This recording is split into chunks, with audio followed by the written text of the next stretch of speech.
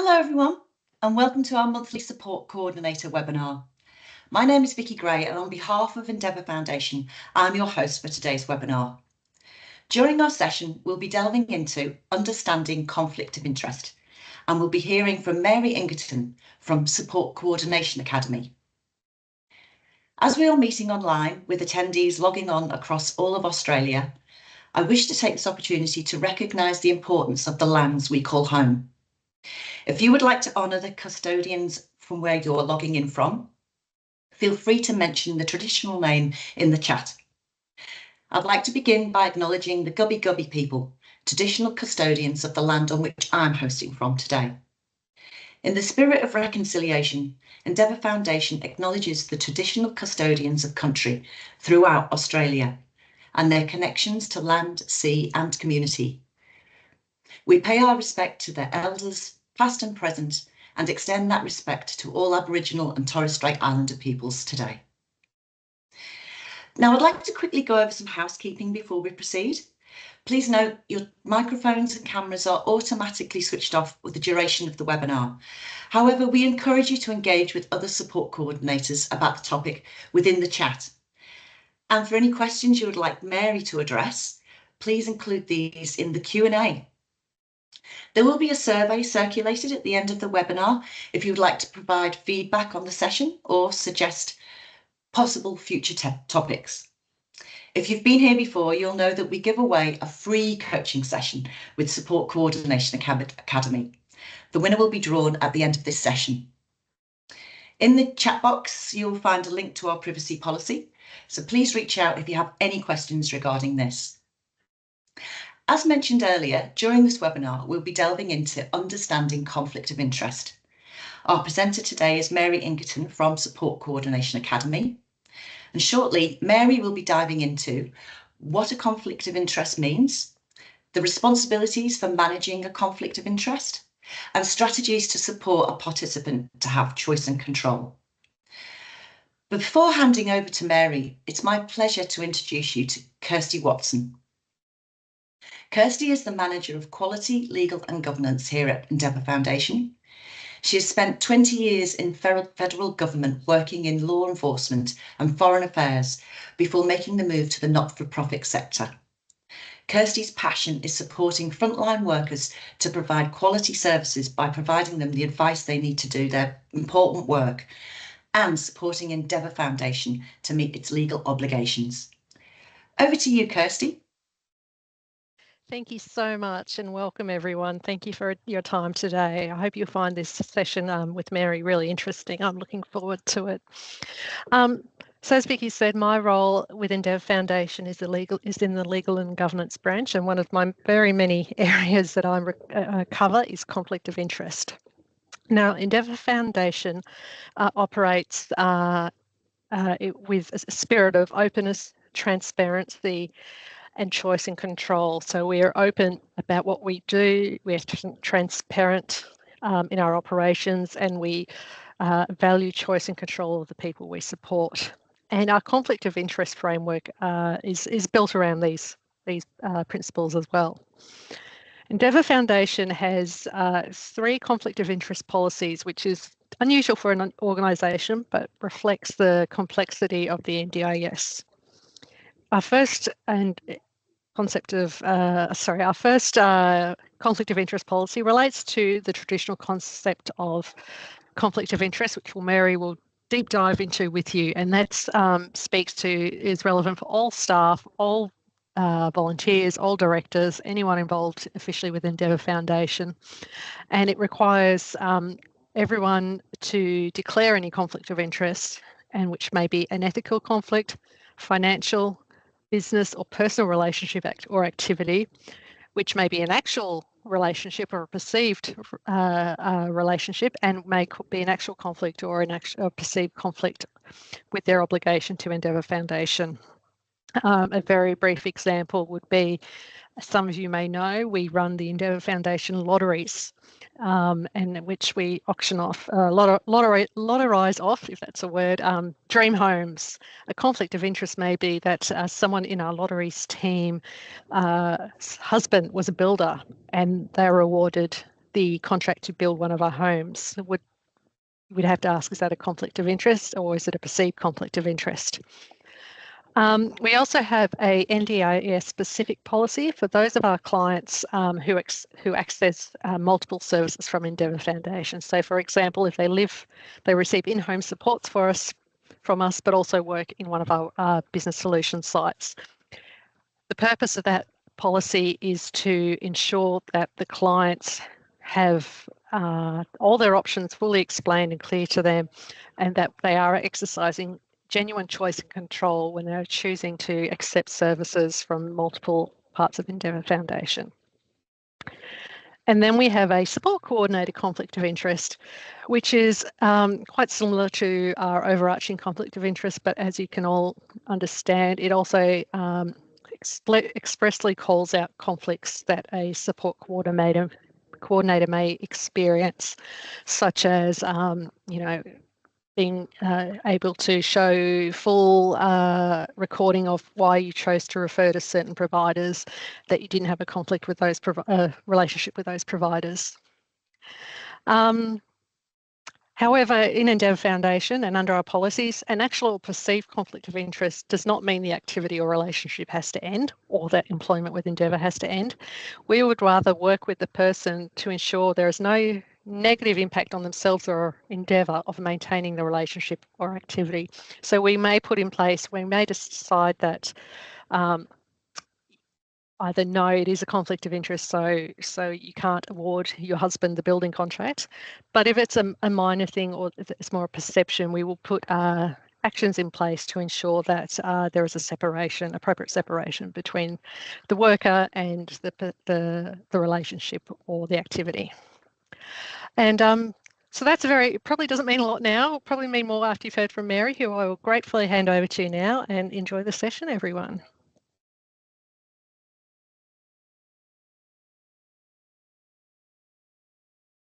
There we go. Hi, everyone, and welcome. Thank you for coming along today. And thank you to Kirsty. That was really, really, really interesting to see that you have 3 different policies related to 3 different, actual or perceived conflicts of interest within your business. So that's fantastic to see. Very proactive. Okay, so just a bit about me. My name's Mary. I have a social work background and I'm the Managing Director of Support Coordination Academy. So we provide training, coaching, anything to do with support coordination.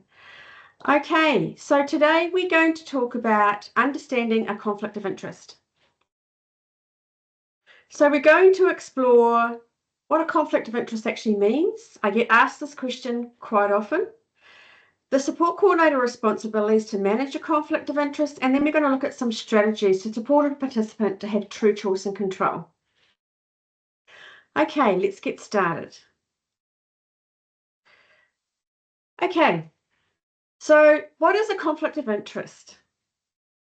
A conflict of interest occurs when an individual's personal interests, which could include their family, their friends, financial interests, or social interests, could compromise their judgment, decisions, or actions in the workplace. So it's directly related to the relationship between a person working within an organisation and the people that they interact with. So a conflict of interest often occurs when there is a clash between the work and employment requirements and those of the person's independent interests. So people can become easily biased. So when we talk about conflict of interest, we talk a lot about bias. A bias means having an unfair preference about something. An unfair preference or a bias may be due to because of your friendships or your friends, your culture or belief, and that you may be influenced to make decisions because of the potential to gain power, prestige, or money. So it's provides a bit of clarity about conflict of interest. Sorry about that. So conflicts can occur when a person makes or influences a decision for personal gain that may be unfair, unethical, or illegal. So that gives you a bit of understanding about what we talk about when we relate to conflict of interest. I'm going to go in a bit more into delving that into a bit more, and then we'll go into support coordinator role. Okay. When we talk about observation, when we talk about observation in relation to conflicts of interest, it's due to a perceived or actual bias. So perceptions happen when someone observes something, as in someone's behavior or actions, and they come to the conclusion that there is a conflict of interest. It is important to note that in these situations, appearance is as important as the reality of the situation. So what someone perceives is just as important as, so a perceived conflict of interest is just as important as an actual conflict of interest. This is why having really clear strategies to disclose a conflict of interest is really, really important. So disclosure of a potential conflict of interest does not make it an actual conflict of interest, but it does provide a process to eliminate or reduce the perception of a conflict of interest. Disclosure of an actual conflict of interest does not remove the conflict.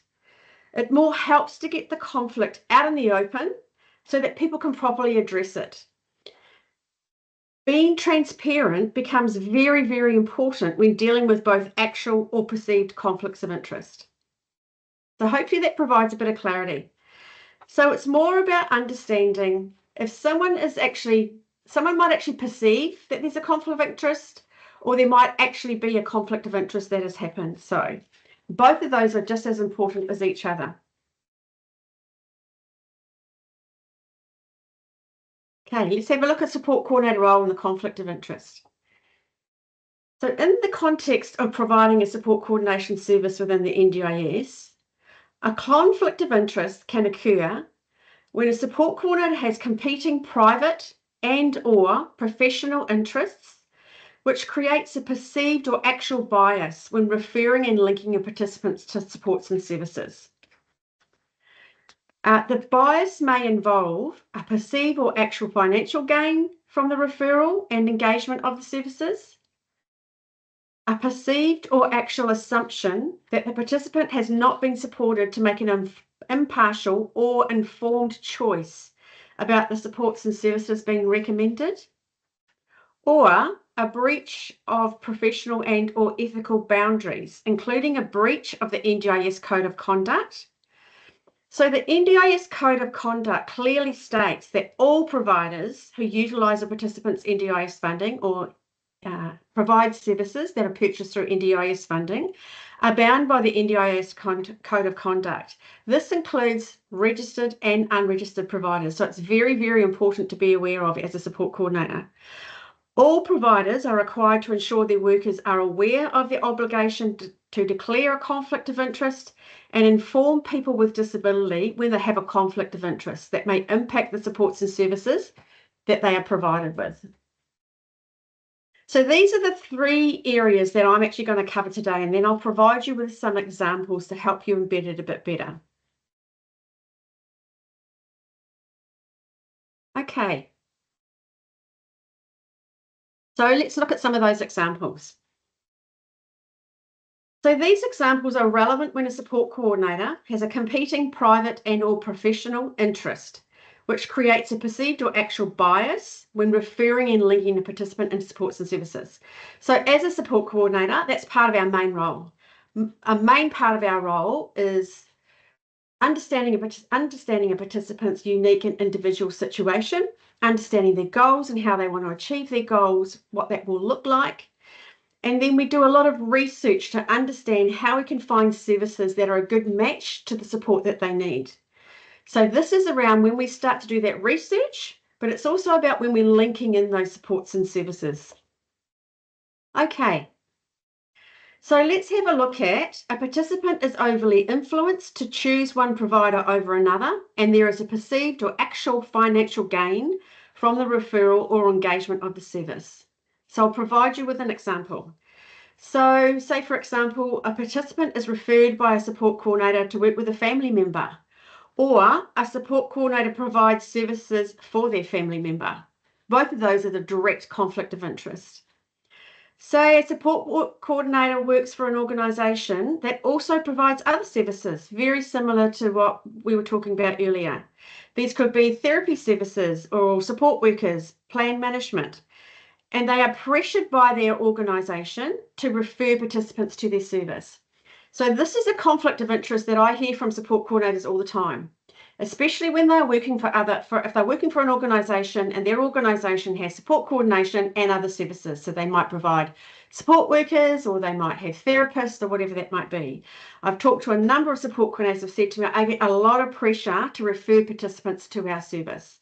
That is a direct conflict of interest.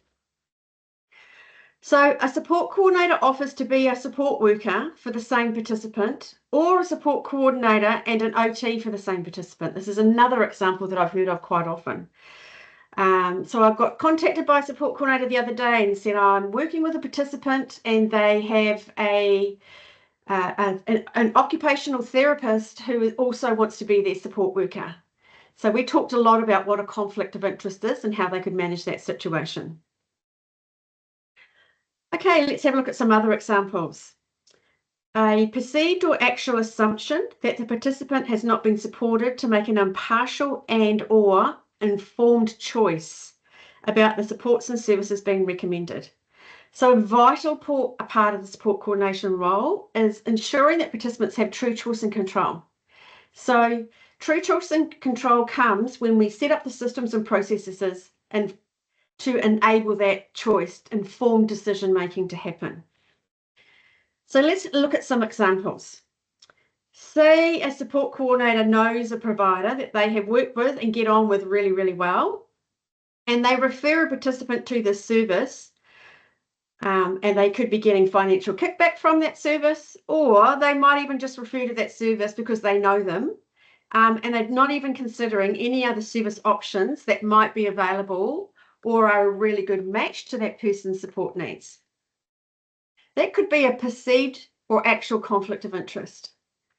I'll give you another example. So say a support coordinator offers the same limited number of service options to a participant because they are the providers that they know and they've worked with them before and they think that they're good providers, which has worked really well for other participants that they support, and again, without considering the participant's unique support needs and situation.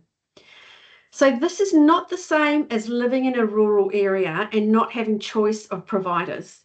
This is about not taking the time to understand a participant's unique support needs and finding providers that match those specific criteria. Yeah? Okay. Let's have a look at another example. So let's have a look at a breach of professional and/or ethical boundaries, including a breach of the NDIS Code of Conduct. So this really, the NDIS Code of Conduct, especially I suppose in relation to support coordination, they refer to sharp practices. And you probably would have heard that terminology before. So sharp practices refer to providing services or utilising funds that are contrary to the supports approved on a participant's NDIS plan. So asking for or accepting additional remuneration for services provided, misleading or deceptive conduct, including coercive or exploitative conduct. Okay, so I've given you examples of those three specific areas. What I'm going to go and do now is let's have a look at some strategies to actually manage a conflict of interest. Okay. So it's a support coordinator's role to ensure that a participant has true choice and control over the supports and services they are linked into. This is by supporting a participant to make informed decisions about the supports and services that they choose to engage. So this comes back to the safeguarding role of a support coordinator. So this acknowledges the vulnerability of the people that we provide support coordination to, and again is reflective of the safeguarding role that support coordinators have as an intermediary between the participant and the NDIS. So just to explain intermediary, I'm sure most of you know what that means, but as a support coordinator, you're like an intermediary between the NDIS and the participant. And that's why we have NDIS reporting to update the NDIS about a participant's unique needs and situations, especially when things change. But it's about that we're the connection to the participant that then supports them to access the NDIS. Okay. So let's look at some strategies. So before a support coordinator links in supports and services for a participant, they must first take the time to unpack and understand a participant's unique situation and disability-related support needs. This includes how and when services are to be delivered. This helps us to really understand it from the participant's perspective, do that really good person-centered planning, understand what's worked well before, what hasn't worked well before, but also to understand a person's priorities and pressures from themselves. This really then helps us to target our research. So we research and identify service options that meet the specific criteria for a specific support. The recommended, or what we talk about as best practice, that if and wherever possible, always offering at least 3 options for a participant to have a look at, based on the criteria when you've drilled down in relation to a support. So say you're working with a participant and they might be looking for speech pathology.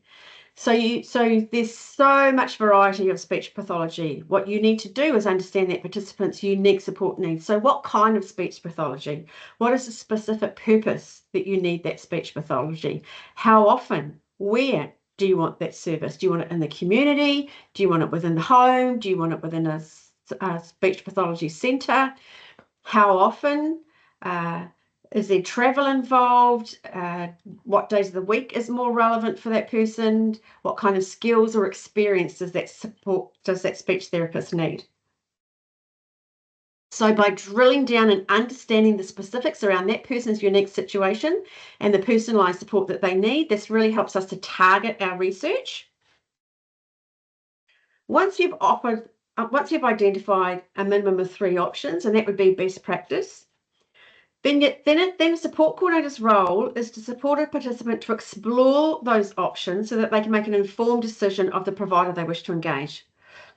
So when I talk about exploring those options, it's every single participant will be different that you work with.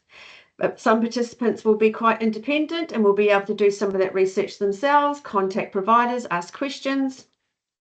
Or it might be around working with a participant to build their capacity and understand what it is that they're looking for a service, and then supporting them to contact those services. And you might do that together, or then you might do that independently.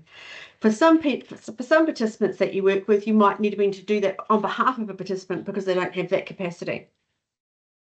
But again, it's about supporting that participant to understand what a good quality service is, and also understanding what is it that they need from a service. A support coordinator will then document how they have supported a participant to make informed and unbiased decisions. And this is the most important part to managing any perceived or actual conflict of interest. This also includes documenting why a participant has chosen a provider or has chosen not to engage a service provider. So there's a number of ways that a support coordinator can do this. Support coordinators, okay, so documenting how you've offered choice and control, or how you've managed a conflict of interest. So documenting why a participant has chosen a specific support or service within case notes is basically the standard practice that support coordinators will use. So this is to evidence as a support coordinator how you have supported a participant to make informed and unbiased decisions about the services a participant chooses to engage. This includes the provider options offered, how you supported a participant to explore each option, and why they chose a specific provider. So this is especially relevant in situations where a participant is offered a range of service provider options, including a provider who the support coordinator also works for, or there are only limited provider options available based on the support criteria required by a participant. So when I'm talking about evidence in this in your case note, so it's really about you might, that the criteria that a participant requires might be so specific that there's really only one provider available, especially if you live in rural and remote, or if it's a very specialist service that the participant needs. It's about documenting that within your case notes and evidencing why, evidencing the services that you're offered, why they've been offered that service, why they've chosen that service, or why they've chosen not to use that service. So a support coordinator also uses person-centered planning tools can use person-centered planning tools to document the processes used to understand a participant's unique support needs and how they've supported them to make informed and unbiased decisions about providers they engage. So when you're using person-centered tools, like we have what's called a plan unpacking guide, and it's part of the software that we use. Person-centered planning tools actually, it helps to build the capacity of a participant to understand what they need from a service provider, but it also helps them to understand what a quality service looks like and the questions they can ask to set themselves up for success. So person-centered planning tools really develop a holistic focus or holistic picture of a participant's situation. And it really helps a participant gain insight into what their support needs are, but it also helps them to start to then form questions that they can ask providers. It also helps them to understand what a quality service looks like, as well as have really good realistic expectations about what that service can provide. Okay. So if a participant has limited capacity to make independent, informed decisions and doesn't have a nominee who can act on their behalf, then linking the participant in with an impartial support person or a formal advocate to act on their behalf to evidence how a perceived or actual conflict of interest has been managed. Another strategy to use is including a conflict of interest statement within a support coordination service agreement. And for me, this is a fundamental statement that should be in all support coordination agreements. It's about acknowledging that as a support coordinator, you are aware of what a conflict of interest means, that if you are aware of any actual conflict of interest, especially if you're working for an organisation that has other services, having a conflict of interest statement within your service agreement and then discussing that with the participant. But it's also helpful to have that conflict of interest statement in your service agreements to actually talk to a participant about a conflict of interest, because again, when you're talking to a participant about your service agreement, you're actually mentoring or coaching a participant to understand what should be included within service agreements or what they could include within a service agreement. Okay, as an organisation, and this is what was talked about earlier, making sure, so every organisation needs to have a conflict of interest policy and procedures in place. So this is to ensure that your staff understand and know how to manage any perceived or actual conflict of interest. So that's fundamental for any support coordination service. So whether you're an independent and you're thinking about bringing on other support coordinators, or you've got other staff working for you, admin staff or whoever that might be, thinking about a policy and procedure so that if a conflict of interest does arise, that your staff are aware how to manage it in that situation.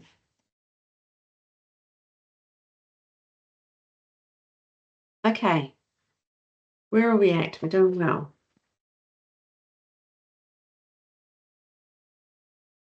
Let's keep going. Okay. So what if a support coordinator becomes aware of an actual or perceived conflict of interest in relation to a service provider who supports a participant?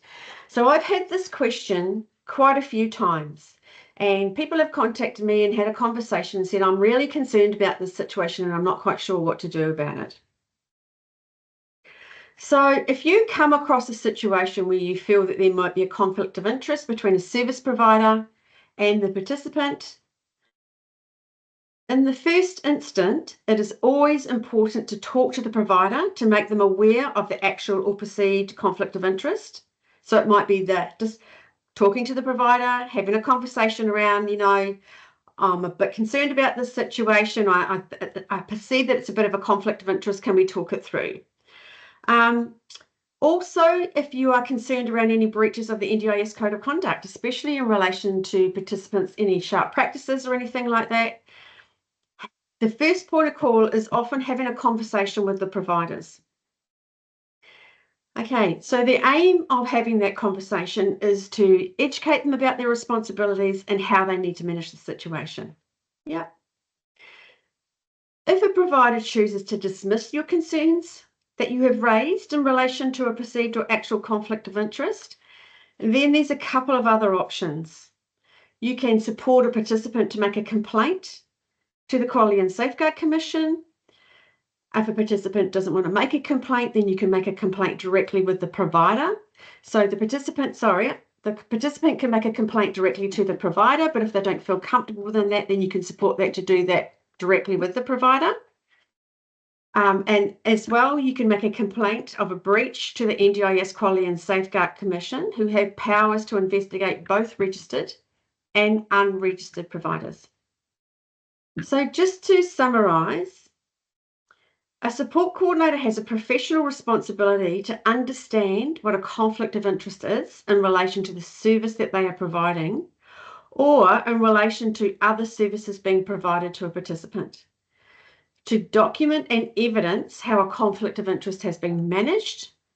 So this is a fundamental requirement of the safeguarding role of a support coordinator.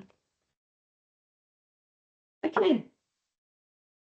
I know that's a lot of information and it's quite dry information.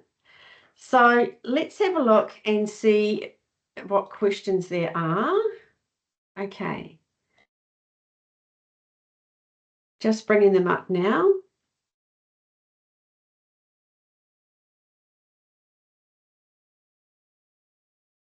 So just to confirm, Vicky, am I looking in the Q&A or the chat? Yeah, we should have some in the Q&A. If let me just have a little look as well. My actual Q&A bit has just popped out a second. So yeah, my Q&A is not actually.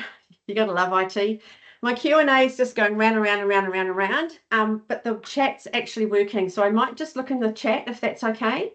Yeah, for sure. Yeah. Okay, so I'll go straight up to the top and start from there. Okay, here we go. And this is Kirsty. I can see the Q&A. Would you like me to read them to you? I'll have another go and see if it works. Okay.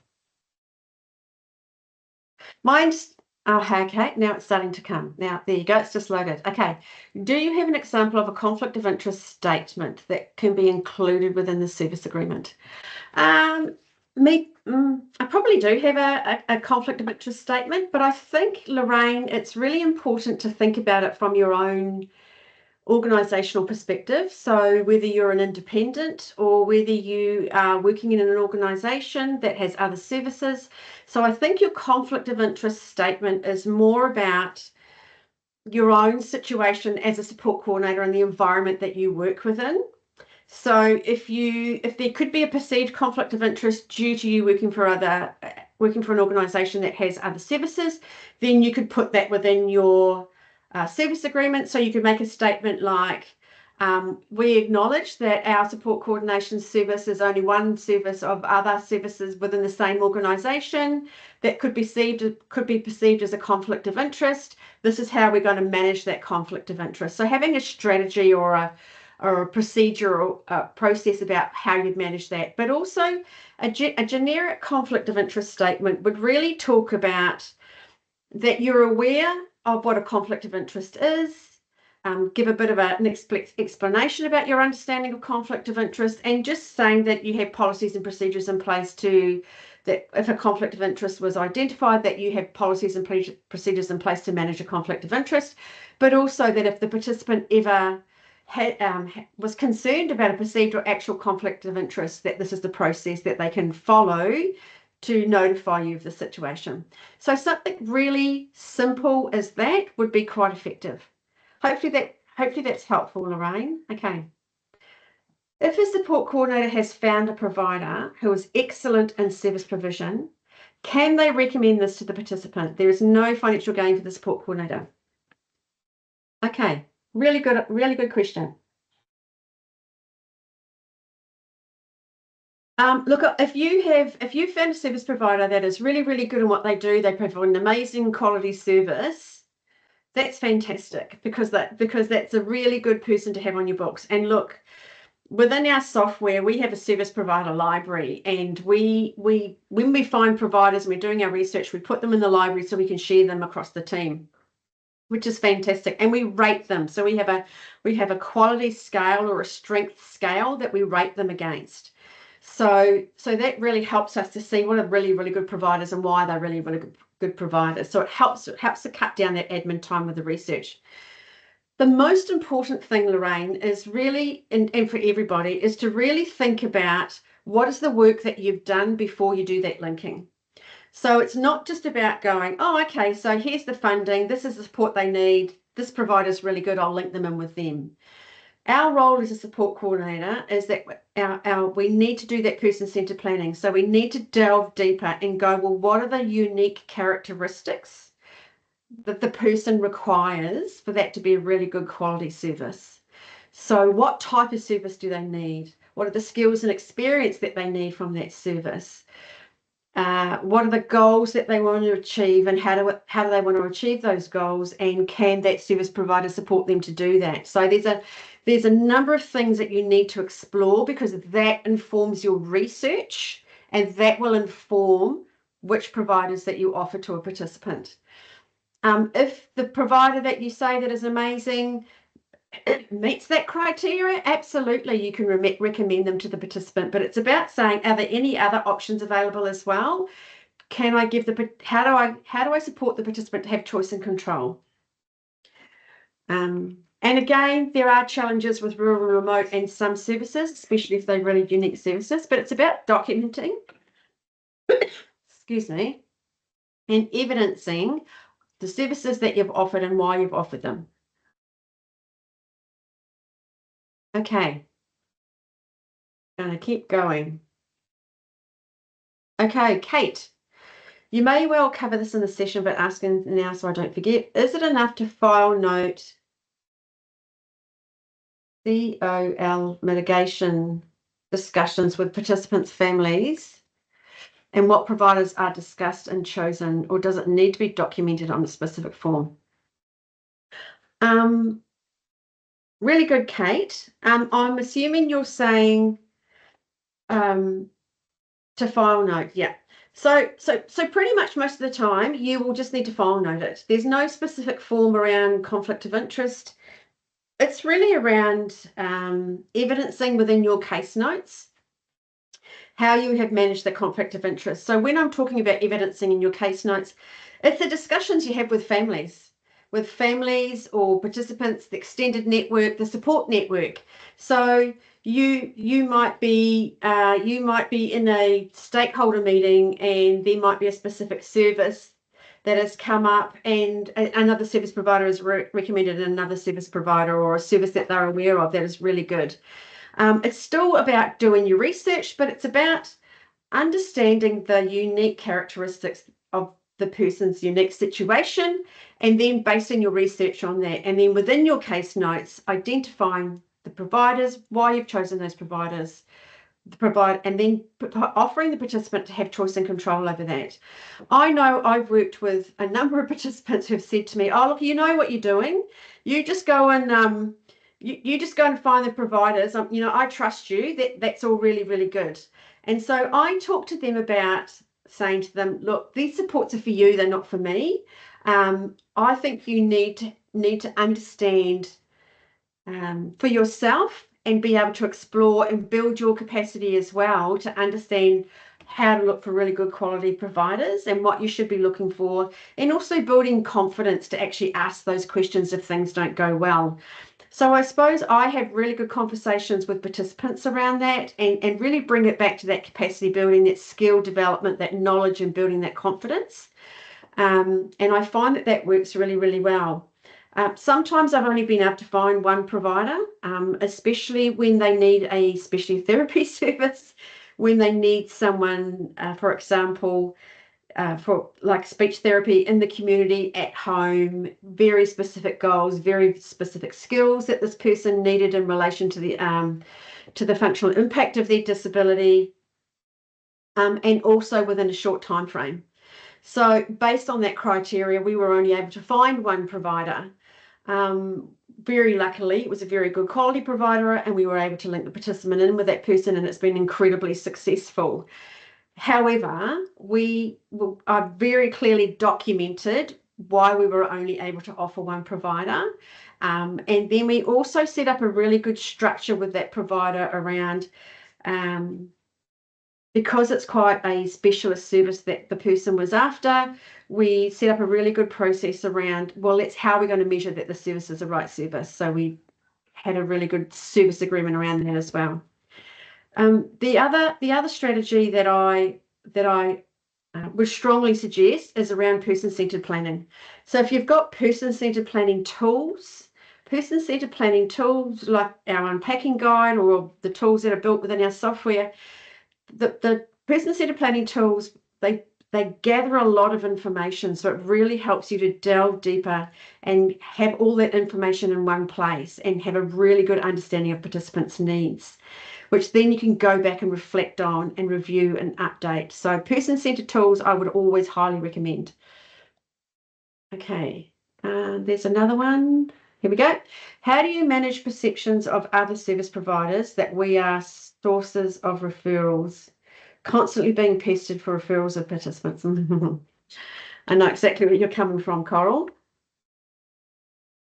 Look, I think within the NDIS, I get peppered with emails constantly, daily, from service providers saying, "Hey, this SDA is available, this SIL is available, this service is available." Look, that's fine.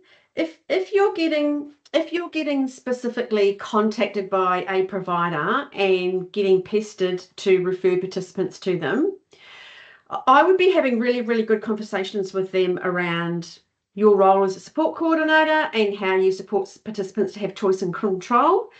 And that if you're working with a participant and that their specific and unique criteria matches to their service, that, yep, thank you for making me aware of the service.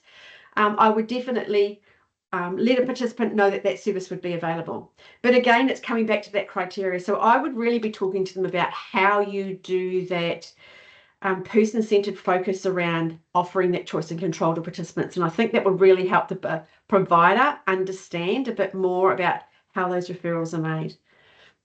Okay, Amber, with the new implementation reporting guidelines for support coordinators with the NDIA, how are others advising the perceived or actual conflict of interest and the strategies to manage these? Currently, we are a provider in a regional area and we have several different services we offer, such as support coordination, plan management and programs. We have been advised that this is a conflict of interest, even if the participants have exercised choice and control. Any recommendations on managing this perceived conflict of interest by the NDIA? Absolutely. I've got lots of suggestions. Okay. This is a really, really interesting one, and conflict of interest is really on the agenda at the moment, especially with the NDIS review, talking about the future roles of navigators being independent. And this is where a lot of perception around conflict of interest comes with the NDIA. So what I would strongly suggest, Amber, is having really clear policies and procedures around conflict of interest, especially like we were talking talking about in the beginning of the presentation. Having really, really clear policies and procedures around conflict of interest, the way that your support coordinators are trained to manage conflict of interest, making sure that they are offering at least 3 options or being very clear about the specific criteria, documenting that criteria and documenting why they've offered them and not offered services. If a participant chooses your service, so your support coordinator understands some criteria and your services are matched to one of those criteria as well as some other services, making sure that they're offering other services as well. And if not possible, documenting that they have explained to the participant around the conflict of interest and that they can make informed decisions is the most important thing. The other thing around your support coordination service is you need to have an independent software solution to manage your business. So I talk to a lot of support coordination organisations who have that work for organisations that have other services as well, and they're all using the same system, which is a huge conflict of interest.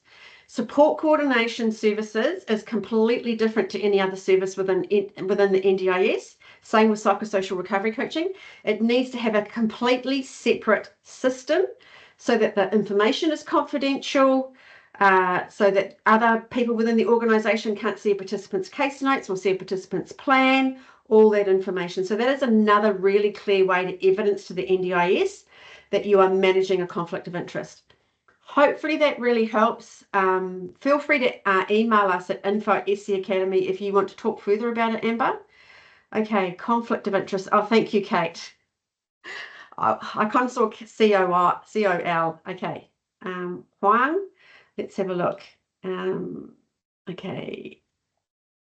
I've encountered a situation where the nominee's guardian also provides the service to the participant. Is this a direct conflict of interest? This is an enduring guardianship for an elderly father of the participant.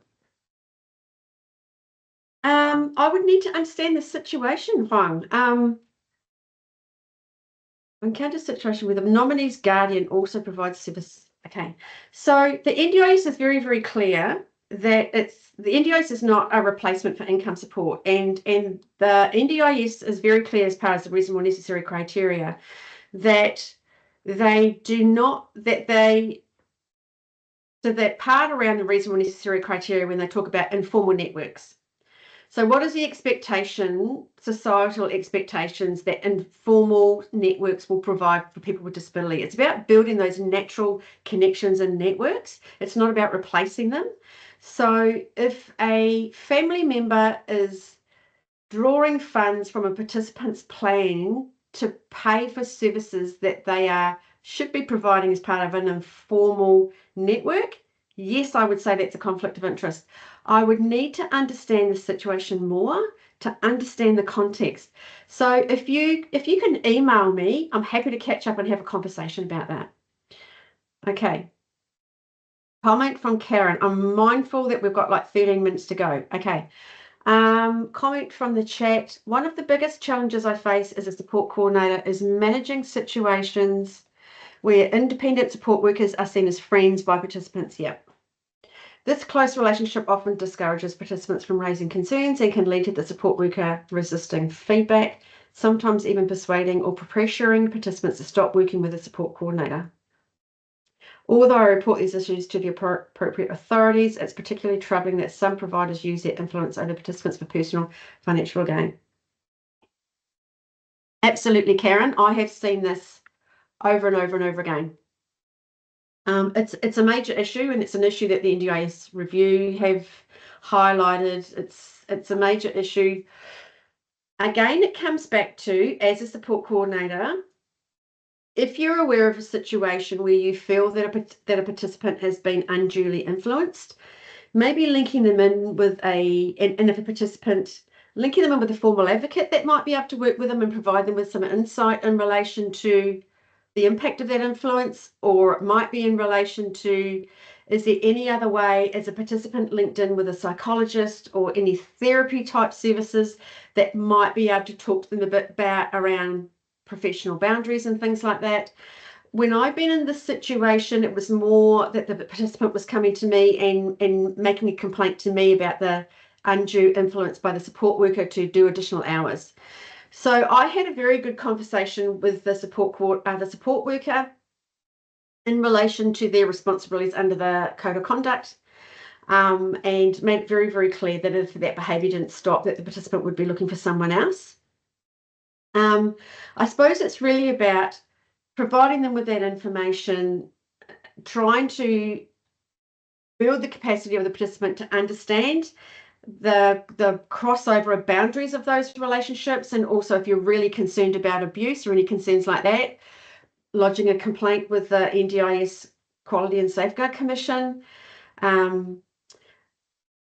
I think for me, it's a really, really tricky one because it really does depend on the participant's capacity to have a voice, but also to be able to understand the unprofessionalism of some of those relationships. But I understand it, and it's a very concerning situations. Okay, I'm going to go back up to the top. When a disclosure of a conflict of interest form is filled out, what happens to it?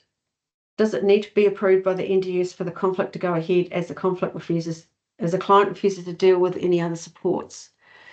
My example is stepson is providing support work to stepfather. We see this as a conflict of interest.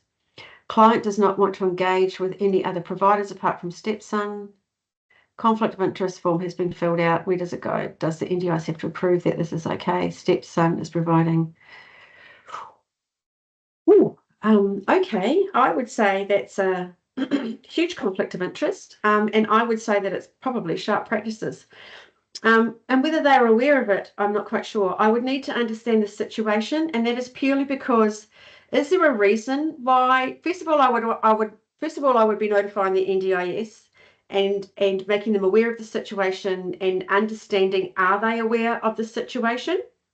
Because there has been situations when the NDIS has actually agreed to fund a family member to care for their person with disability when they have very severe and complex disability related needs and there are no other support networks or systems or services available, and it's about that person while they transition to another service provider. So I know that there have been situations, very unique situations, especially rural and remote, especially very, very high and complex support needs. So first of all, I would contact the NDIS and ask them to talk to a planner, LAC. Are you aware of the situation? Acknowledging that it's a conflict of interest, that you have concerns about it. And then if they're self-managing, having the conversations around their responsibilities of self-managing funding. If it's a plan manager, I'd be very concerned that a plan manager is paying for those invoices unless the NDIS are aware of it. And then I would take that further. If it's still happening, that you've had those conversations, they're still not considering it, they still don't think that there's anything wrong, then I would be contacting the Quality and Safeguard Commission. But it sounds quite a serious situation. Okay, I have a client who works with a support worker company. She really likes a support worker. However, support worker resigned to be an independent worker. In this case, if my client wants to quit the company A service and change to the independent worker support worker, anything that my client needs to be mindful so that is reasonable. Okay, a participant has true choice and control. So if a participant builds a relationship, I suppose this is the same situation as if a support coordinator works for an organisation, a support workers, support coordinators, psychosocial recovery coaches, we build really close relationships with people and we build trust with those people. And so once someone finds a really good worker, they're very reluctant to let them go. So I often get this question from support workers as well. So I suppose it's really about the participant being upfront with the organisation, that the participant can choose to leave an organisation whenever they want.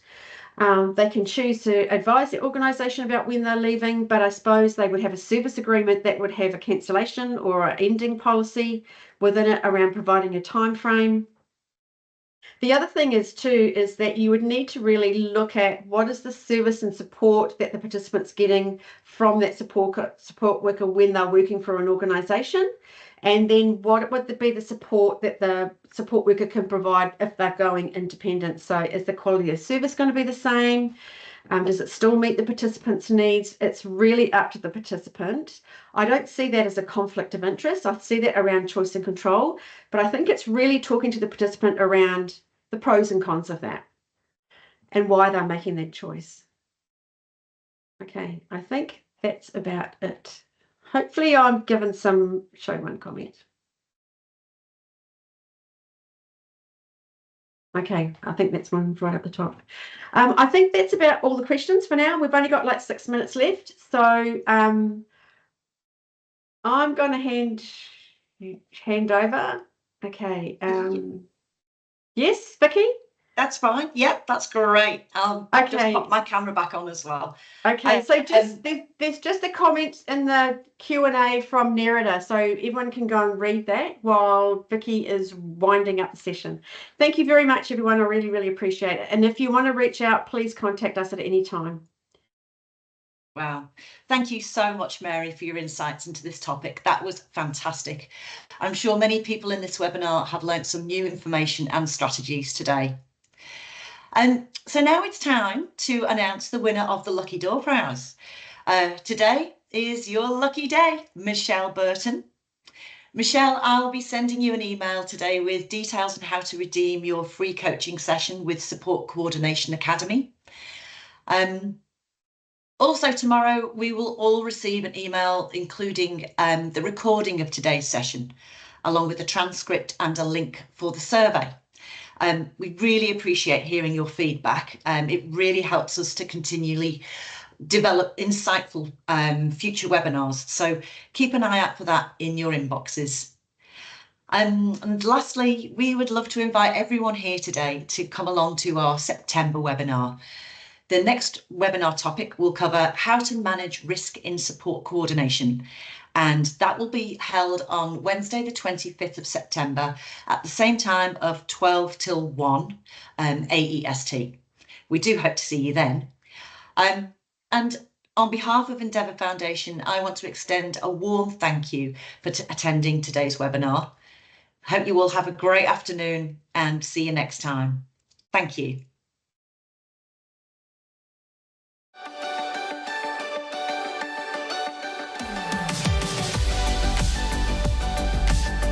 Hello everybody, welcome to our Learning and Lifestyle Hub. This is where we make learning fun. Hi, my name is Andy. I love making Mexican. One day I'm going on MasterChef.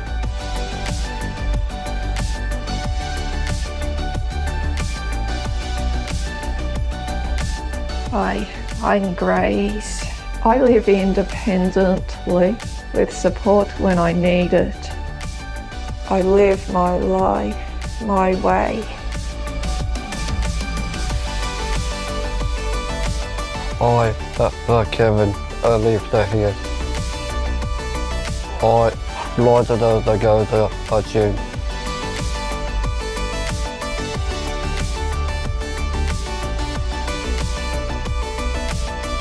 Hi, I'm Tisha. I love my life. I got the garbage shop. The high, the good. I'm Clayton and I love rugby league.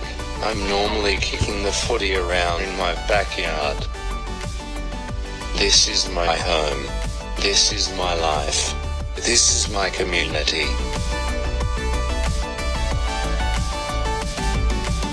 Hi, my name's Jeremy. My daughter's 3 years old. My daughter's proud that I come to work. I like that they're going to work. Hi, I'm Maddie and I work for the Endeavour Foundation. I come to work with a big smile on my face every day. Love to work here because that's my new family.